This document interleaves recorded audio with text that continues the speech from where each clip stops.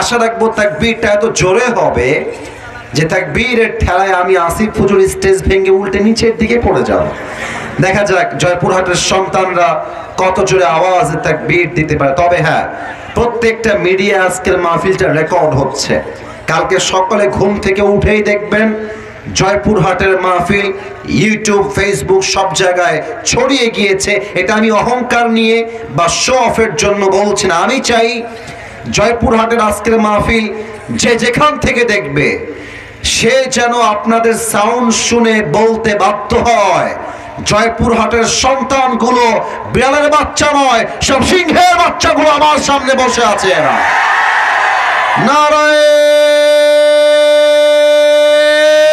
তাকবীর। আল কোরআনের আলো, আল হাদিসের আলো, কোরআন হাদিস যেখানে, আলেম ওলামা যেখানে, জয়পুরহাটবাসী যেখানে, আল্লাহ যেন কবুল করে। পড়েন সবাই আমিন। একটা ছোট্ট কথা বলে ফেলি আপনাদের সবাইকে, এটা শুনলে আপনারা খুশি হবেন। সেটা হলো, পুরো বছর অক্টোবর থেকে নিয়ে মাহফিল শুরু হয়েছে, আর কয়েকদিন পরেই মাহফিল শেষ হয়ে যাবে। বিগত 5 থেকে 6 মাস কয়েকশো প্রোগ্রাম করেছি দিন এবং রাত মিলিয়ে। তার মাঝে আজকের পরিবেশটা আমার কাছে সবচেয়ে অত্যন্ত চমৎকার লেগেছে, আলহামদুলিল্লাহ। কেন? আপনাদের মাঠ ক্যাপাসিটি বড়, লোকের বসার জায়গা পারফেক্ট, সুন্দর পরিবেশ, প্যান্ডেল ভালো, লাইটিং ভালো, মিডিয়ার ভাইরাও এসেছেন। এবং আমার মনে হচ্ছে আজকের এই মাহফিলে যত অডিয়েন্স এসেছে, শ্রোতা এসেছে, তার 80% আমার মাহফিলে কলিজার টুকরা যুবক ভাই আজকের মাহফিলে এসেছে, আর 20% আমার মাথার তাজ, আমার নয়নের মণি, আমার মুরব্বী আব্বাজানরা এসেছেন। আমি দোয়া করে দিই সবার জন্য, ভাই সাউন্ডটা বাজে কেন, ওই ইকোটা কমাতে হবে, সাউন্ডটা হালকা কমাই দেন, বাজে কেন, বাজা যাবে না, ক্লিয়ার মোটা পারফেক্ট হবে। এই তো মাশাআল্লাহ মাশাআল্লাহ। আমার মুরব্বী আব্বাজান এবং যুবক যারাই এসেছে, মায়েরা বোনেরা সহ, আল্লাহ সবাইকে যেন ইসলামের সৈনিক হিসেবে ওমরে ফারুক রাদিয়াল্লাহু তাআলা আনহুর মতো আমার মা বোনদেরকে আল্লাহ তাআলা খাদিজা রাদিয়াল্লাহু তাআলা আনহার মতো কবুল এবং মঞ্জুর করে নেয়। পড়েন সবাই আমিন। আজকের প্রোগ্রামে আমরা সবাই বসতে পেরে খুশি না বেজার? সকলে একবার জবান খুলে পড়েন তো দেখি আলহামদুলিল্লাহ। আমার প্রোগ্রামের কল থাকে পুরো বাংলাদেশ থেকে, আলহামদুলিল্লাহ। এটা আমি শো অফ করে বলছি না, তবে আমি এর আগেও মিডিয়ার সামনে কথাটা বলেছিলাম, আজকেও বলছি। রাজশাহীর মধ্যে 2টা জেলা সবচেয়ে বেশি ভদ্র জেলা, তার মাঝে হচ্ছে নওগাঁ আর জয়পুরহাটের নামটা টপ লিস্টে থাকবে, ঠিক কিনা বলে? আপনি দেখবেন নওগাঁর মানুষ আর জয়পুরহাটের মানুষ অত্যন্ত বিনয়ী হয়, ডিসেন্ট ম্যানার ফলো করে, এবং খুব খেয়াল করেছি জয়পুরহাটের প্রায় মানুষ সবাই ভদ্র ঘরের সন্তানেরা, ঠিক কিনা? এটা আমি কলিজার থেকে মন থেকে বললাম, এর সাক্ষী আমার মিডিয়ার ভাইরা। আমি দোয়া করে দেই, আজকের এই মাহফিল কমিটি অত্যন্ত পরিশ্রম করেছে। প্রিয় ভাইরা, আপনার লাইট দেখছেন, প্যান্ডেল দেখছেন, আমাকে দেখছেন, ক্যামেরা দেখছেন, স্টেজ দেখছেন, কিন্তু এর পেছনে যুবকদের মাথার ঘাম পায়ে ফেলতে হয়েছে, তাজা রক্ত পানি করতে হয়েছে, দিনরাত পরিশ্রম করে তারা আজকের মাহফিলটাকে বাস্তবায়ন করেছে। আচ্ছা, একটা ছেলে ছিল যে আমাদের সঙ্গে হোয়াটসঅ্যাপে কথা বলতো, আমার সহকারীর সাথে। ও কোথায় আছে? কোথায় গো তুমি? ওয়ালাইকুম আসসালাম। তোমার নাম যেন কি? তুহিন। তুহিন যোগাযোগ করেছে। তুহিন বসো। ছেলেটা অনেক পরিশ্রম করেছে, প্রায় দিন আমি দেখেছি ও আমাদেরকে হোয়াটসঅ্যাপ করতো আমার সহকারীর নাম্বারে। অনেক পরিশ্রমী ছেলে, এবং প্রত্যেকটা যুবক তাদের তাজা রক্ত পানি করে মাহফিলটা করেছে, মুরব্বীরা সাপোর্ট দিয়েছে। আমি দোয়া করে দেই তুহিন সহ যে যুবক ভাইরা, যে মুরব্বী আব্বা জানরা, যে এলাকার মানুষরা এত পরিশ্রম করে মাহফিলটাকে বাস্তবায়ন করেছে, কমিটির ভাইরা যারাই রয়েছে, আল্লাহ সকলের কষ্ট এবং পরিশ্রমকে জান্নাতুল ফেরদাউসে যাওয়ার ওয়াসিলা হিসেবে কবুল করো। পড়েন সবাই আমিন। আর কোনো ভূমিকায় কথা বাড়াতে চাই না, কিছু কথা বলতে চাই মাতৃভূমি বাংলাদেশকে নিয়ে, এবং তারপরেই আমরা চলে যাব আমাদের সকলের মূল আলোচনার বিষয়বস্তুতে। তার আগে যারা বামে দাঁড়িয়ে আছেন, you have to sit down. দাঁড়িয়ে থাকা যাবে না, বসে পড়তে হবে। তোমরা আমার কলিজা, ফাঁকিবাজি করা যাবে না সোনামণি। বসো বসো বসো বসো বসো বসো। তোমাদের গিয়ে আবার মাইক বাজায় বলতে হবে বসো তোমরা?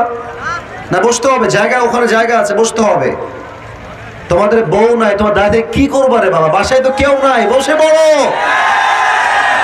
বলছে না, নতুন নতুন। বসো কলিজা, বসে পড়ো বসে পড়ো বসে পড়ো। যে দাঁড়িয়ে আছে লুঙ্গি টান দিয়ে ধরে বসায় দেন তো আপনারা, দেখি কে দাঁড়ায় আছে এবার দেখি তো। বসে পড়ো কলিজার ভাইরা, বসে পড়ো। আমার প্রিয় ভাইরা, জয়পুরহাটের ভাইরা, বলেন তো আমাদের দেশের নামটা কি? আওয়াজটা পাই নাই, আবার বলুন। আমাদের দেশের নাম কি? বাংলাদেশ। এই দেশে আমরা বসবাস করি একজন নাগরিক হিসেবে। আমি কোন রাজনৈতিক আলাপ করবার জন্য এই মাহফিলে অ্যাটেন্ড করি নাই, তবে আমার দুটি কথা আজকে বলতে চাই। আমাদের বাংলাদেশটা ছিল স্বৈরাচারীর দখলে।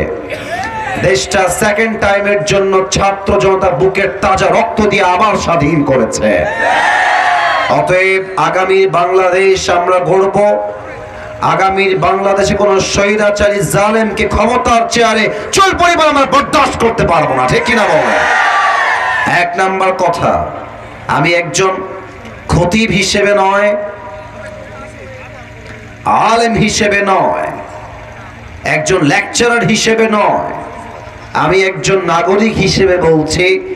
যদি আমার কথায় আপনারা একমত হন, বাঘের হুঙ্কার দিয়ে ঠিক বলবেন, কারণ জয়পুরহাটের সন্তান, নওগাঁর সন্তান তারা কাপুরুষের সন্তান নয়, আমরা সবাই বীরপুরুষের সন্তান।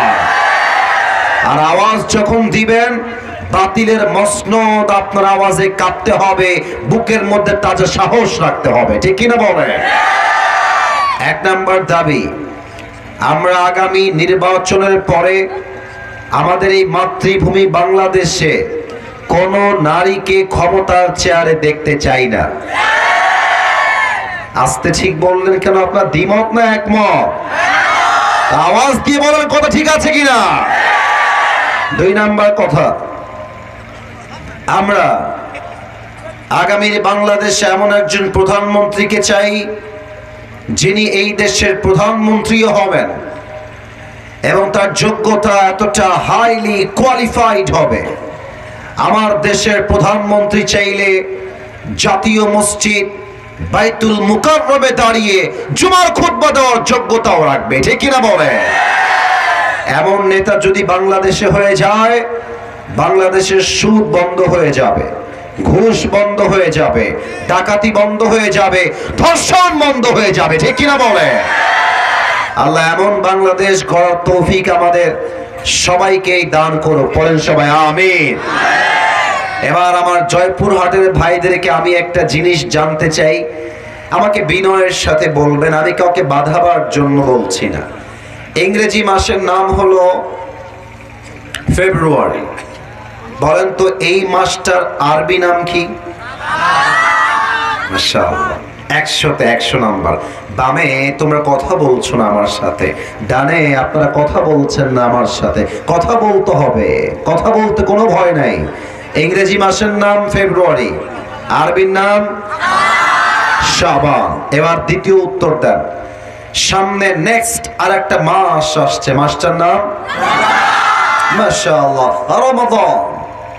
ওয়েলকাম, রমজান আসছে, আমরা ওয়েলকাম জানাই এবং আমরা নিয়ত করছি এবারের রমজান হবে আমাদের সবচেয়ে বেস্ট রমজান। বলেন সবাই ইনশাআল্লাহ। এবার একটা সবার মনের প্রশ্ন জানতে চাই, মনের কথাটা। তোমরা যারা বামে আছো কথা বলো না, ইশারা ইঙ্গিতে কথা বলবা, আওয়াজ যেন আমার কানে না আসে। রমজান মাসে আমাদের দোয়া আল্লাহ কবুল করে নিক। আমরা সবাই চাই কি চাই না? আর একবার বলেন, রমজান মাসে আল্লাহ আমাদের সকলের দোয়া কবুল করুক। আমরা সবাই চাই কি চাই না? আবার কবে আসবো জানি না। দুটি কথা আপনাদেরকে রমজান নিয়ে শুনিয়ে যাই। কিছু প্রশ্নও আসছে, শেষে গিয়ে উত্তর দেওয়ার চেষ্টাও করব। তবে দুটি কথা সবাইকে বলতে চাই, এটা কলিজার মধ্যে লিখে নেন, যেন আজীবন ভুলে না যান। রমজান মাস হচ্ছে একটা পবিত্র মাস, বরকতের মাস। It's a month of blessing, barakah and bounties. এই মাসটা হচ্ছে পুরোটাই রহমতের মাস। রমজান মাসে আল্লাহ তাআলা দুটি সময় রেখেছেন এমন, এই দুটি সময়ে যেই বান্দা আল্লাহর কাছে দোয়ার জন্য হাত তুলে, আল্লাহ বান্দার হাতকে কখনো খালি হাতে ফিরিয়ে দেয় না। সুবহানাল্লাহ বলেন সবাই। বলেন তো, রমজান মাসে কয় সময়ে দোয়া সবচেয়ে বেশি কবুল হয়? দুই সময়ে। বলেন সবাই, কয় সময়? দুই সময়ে বান্দার দোয়া আল্লাহর কাছে করার সাথে সাথেই কবুল হয়ে যায়। আল্লাহ তাআলা বলছেন, ওয়াইদা সাআলাকা ইবাদি আন্নী ফাইন্নী করিব। ও আমার বান্দা, তুই আমার কাছে চা, আমি তোর কাছেই আছি। তুই চাইতে দেরি হবে, আমি আল্লাহ দিতে মোটেও দেরি হবে না। সুবহানাল্লাহ বলেন সবাই। এক নাম্বার সময় হচ্ছে রমজান মাসে আপনি যখন সাহরি খেতে উঠবেন, আপনি শুধুমাত্র সাহরি খাওয়ার জন্য উঠবেন না। সাহরির এই ব্লেসিং টাইমে উঠে আপনি 2 রাকাত তাহাজ্জুদের নামাজ আদায় করবেন। নামাজ যখন শেষ হয়ে যাবে, ইস্তিগফার পাঠ করবেন, এরপরে দুরূদ শরীফ পাঠ করবেন। এবার দুটি হাত আল্লাহর কাছে তুলবেন, আল্লাহর কাছে যা যা চাই, যা যা আপনার দরকার, যত অভাব আছে, যত কষ্ট আছে, যত অনটন আছে আপনার লাইফে, আপনি আল্লাহকে বলেন, আল্লাহ আমার এইটা চাই, আমার ওইটা চাই, ওইটা দরকার, এইটা লাগবে। সাহরির সময় উঠে যেই বান্দা আল্লাহর কাছে চাইতে পারে, আল্লাহর হাবিব বলেছেন, সাহরির সময়ের কোনো দোয়া, তাহাজ্জুদের জায়নামাজের কোনো দোয়া আল্লাহ কখনো খালি হাতে ফিরিয়ে দেয় না। সুবহানাল্লাহ পড়েন সবাই। এক নাম্বার, সাহরির সময় সকলেই 2 হাত তুলে আল্লাহর কাছে দোয়া করবেন। 2 হচ্ছে ইফতারের সময়। এটা বড় বরকতের সময়, এটা বড় অসাধারণ সময়। আমরা ইফতারের সময় বসে বসে অনেকে টাইম দেখে সময় নষ্ট করি, অনেকে ফেসবুকে টাইম লস করি, অনেকে ইউটিউবে টাইম ওয়েস্ট করি। এটা বড় বরকতপূর্ণ সময়। ইফতার যখন সামনে থাকে, পেঁয়াজি, আলুর চপ, ডিমের চপ, খেজুর, শরবত, জুস যা আছে সব বান্দার সামনে হাজির থাকে। বান্দা চাইলে খাইতে পারে, বাট বান্দা হাত দিয়ে খায় না, চুপচাপ বসে থাকে। আল্লাহ তখন বলেন, ফেরেশতা, আমার বান্দার সামনে এত খাবার রাখা আছে, আমার বান্দা খায় না কেন? আমার বান্দা জুস খায় না কেন? আমার বান্দা পেঁয়াজি খায় না কেন? ও তো চাইলে খাইতে পারে। ফেরেশতা বলে, আল্লাহ তোমার সকল বান্দারা তোমার জন্য রোজা রেখেছে, ওরা টাইম না আসে পর্যন্ত একটা লোকমা জিনিস তার মুখে দিবে না। তখন আল্লাহ রহমতের দরিয়া জোশ খেলে ওঠে। আল্লাহ বলে, আমার বান্দা কি চায়? শোনো ফেরেশতা, আমার বান্দা এখন যা চাইবে আমি আল্লাহ তার প্রত্যেকটা চাওয়াই কবুল করে নেব। এত আস্তে সুবহানাল্লাহ পড়লে তো হবে না, বলেন সবাই জোরে সোরে সুবহানাল্লাহ। ইফতারির সময় বান্দার মনটা অনেক নরম থাকে, বান্দা ক্ষুধার্ত থাকে, বান্দা পিপাসিত থাকে, বান্দা আল্লাহকে ভয় করে চুপচাপ বসে থাকে। বান্দার দিল যখন নরম হয়ে যায়, বান্দা যখন ক্ষুধায় তৃষ্ণায় ছটফট করে, তাও পানি পান করে না, পেঁয়াজি মুখে দেয় না, আলুর চপ মুখে দেয় না, জাস্ট বিকজ অফ আল্লাহ সুবহানাহু ওয়া তাআলা। আল্লাহর জন্য কোনো কিছু শেখায় না। আল্লাহ বলছে, বান্দা ইফতারি নিয়ে আমার কাছে হাত তোল, যা চাবি আমি আল্লাহ তোকে তাই দান করে দিব। সুবহানাল্লাহ। অতএব রমজান মাস সামনে আসছে, আমরা এই দুটি সময়ে যেন দোয়া মিস না করে, সবাই বলেন আওয়াজ করে ইনশাআল্লাহ। আল্লাহ আমাদের সকলের দোয়াকে তুমি কবুল করে নিও, পড়েন সবাই আমিন। আপনাদের বউ আছে কার কার? একটু হাত তুলেন তো, বউ আছে কার কার? বউ আছে আপনাদের সবার, তাই না? আচ্ছা আচ্ছা, হাত নামান। এবার যারা হতভাগা, কপাল পোড়া, জীবনে বউটো কেউ নাই, তারা হাত তোলো সবাই।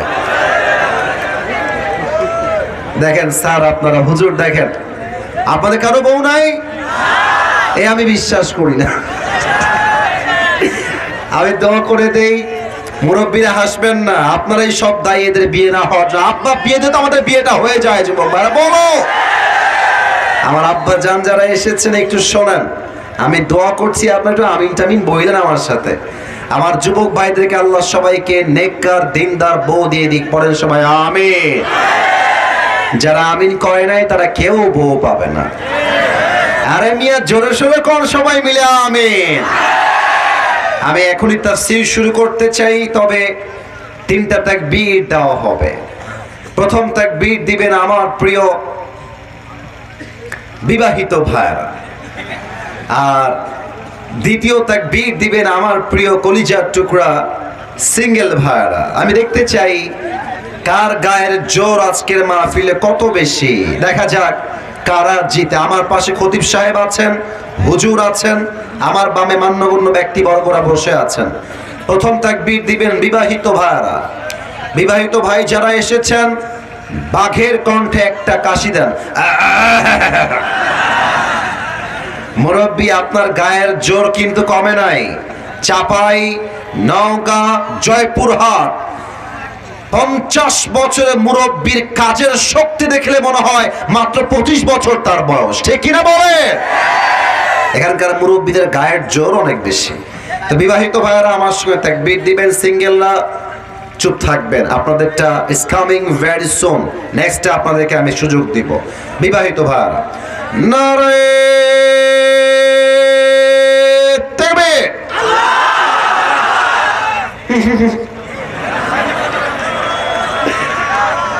বেশি একটা আওয়াজ আসে নাই, তাই আমি ভালোবেসে বিবাহিতদেরকে আরেকবার সুযোগ দিতে চাই, যাতে আওয়াজটা আগের চাইতে বেটার পাই, ভালো পাই। বিবাহিত ভাই আরেকবার দেন দেখি, গায়ের সমস্ত শক্তিকে উজাড় করে নারে তাকবীর। হ্যাঁ, এবার ঠিক আছে, মোটামুটি মোটামুটি চলে। এবার আমার সিঙ্গেল ভাইদের পালা। সিঙ্গেল লাইটুকু আসি দাও। আচ্ছা স্যার, আপনি নাম্বার দিয়েন, হুজুর আপনারা নাম্বার দিন, আমি একটু গ্যাপে গেলাম। দেখা যাক কারা জিতে। সিঙ্গেল ভাইরা, it's time for the single people. Single ভাইরা নারে তাকবীর। বিবাহিত ভাইরা আমাকে মাফ করে দিন। সিঙ্গেল ভাই আজকের মাহফিলে পাশ করেছে তাকবীরের আওয়াজ। আচ্ছা, মুরব্বীও একমত, হুজুরও একমত, আমি চেহারা দেখে বুঝে গেছি। এবার আর কোনো ভেদাভেদ নাই, এবার সবাই মিলে তাকবীর দিব। তাকবীর শেষ, কোরআন থেকে আলোচনা শুরু হয়ে যাবে। আশা রাখবো তাকবীরটা এত জোরে হবে যে তাকবীরের ঠেলায় আমি আসিফ হুজুর স্টেজ ভেঙে উল্টে নিচের দিকে পড়ে যাব। দেখা যাক জয়পুরহাটের সন্তানরা কত জোরে আওয়াজে তাকবীর দিতে পারে। তবে হ্যাঁ, প্রত্যেকটা মিডিয়া আজকের মাহফিলটা রেকর্ড হচ্ছে। কালকে সকালে ঘুম থেকে উঠেই দেখবেন জয়পুরহাটের মাহফিল ইউটিউব, ফেসবুক সব জায়গায় ছড়িয়ে গিয়েছে। এটা আমি অহংকার নিয়ে বা শো অফের জন্য বলছি না। আমি চাই জয়পুরহাটের আজকের মাহফিল যে যেখান থেকে দেখবে সে যেন আপনাদের সাউন্ড শুনে বলতে বাধ্য হয়, জয়পুরহাটের সন্তানগুলো বিড়ালের বাচ্চা নয়, সব সিংহের বাচ্চাগুলো আমার সামনে বসে আছে। এরা নারায়ে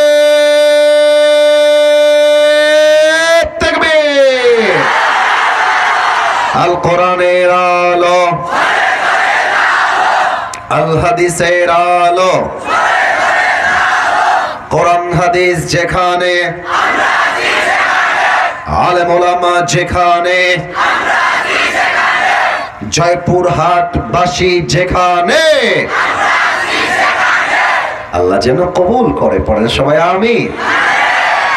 যদি পারেন একটা কোরআন একটু নিয়ে এসে রেখে দেন। আপনারা আমাকে আজকে সরাসরি প্রথম দেখছেন, কারা কারা একটু হাত তুলুন তো। সরাসরি প্রথম, আয় হায় হায় হায় হায়, সবাই প্রথম আজকে সরাসরি।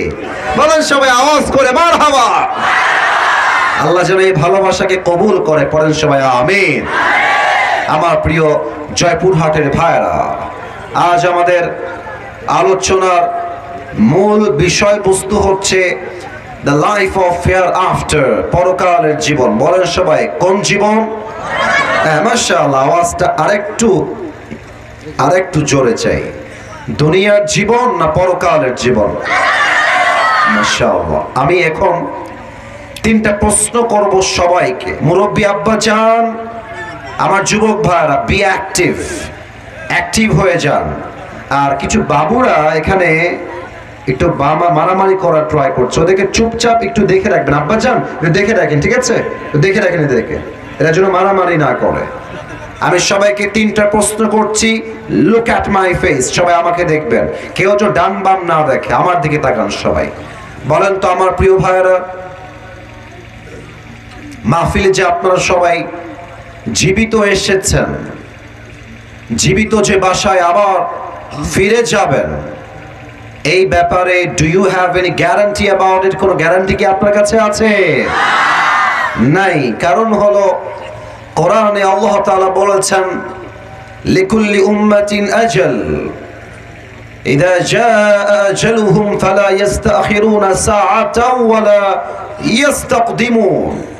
আল্লাহ বলছেন প্রত্যেকটা উম্মতের জন্য আমি আল্লাহ তাআলা মৃত্যুর একটা সময়কে বেঁধে দিয়েছি। The death will come on time, it will never late. যখন যার সময়, সেই মুহূর্তে মালাকুল মওতকে পাঠিয়ে তাকে দুনিয়ার থেকে তুলে নিবে একজন। আওয়াজ দিয়ে বলেন সবাই, তিনি কে? এক নাম্বার প্রশ্ন শেষ। দুই নাম্বারটা একটু বুঝে উত্তর দিতে হবে, একটু বুঝে, মাথা ঠান্ডা করেন, বুঝে উত্তর দেন। বলেন তো আমরা যেই জগতে এখন বসবাস করছি, এটা কি পরকাল না ইহকাল? মাশাআল্লাহ, আপনারা অনেকে বাদ গেছেন, আমি আওয়াজ আসে নাই। পরকাল না ইহকাল? এবার আমাকে উত্তর দেন। বলেন তো ইহকাল বা দুনিয়ার জগৎ কি বেশি উত্তম না পরকালের জগৎ বেশি উত্তম? যেমনটা কোরআনে আল্লাহ তাআলা বলেছেন 30 নম্বর পারা সূরাতুদ দুহা, আল্লাহ রাব্বুল আলামিন বলছেন, বান্দা শোনো শোনো, ওয়ালাল আখিরাতু খায়রুল লাকা মিনাল উলা। আল্লাহ বলছেন দুনিয়ার জীবনটা আসল উত্তম জীবন নয়, বরং দুনিয়ার জীবনের চাইতে আখিরাতের জীবনকে বেশি উত্তম করে বানিয়েছে একজন। আওয়াজ দিয়ে বলেন সবাই, তিনি কে? The life of hereafter is much more better than this worldly life.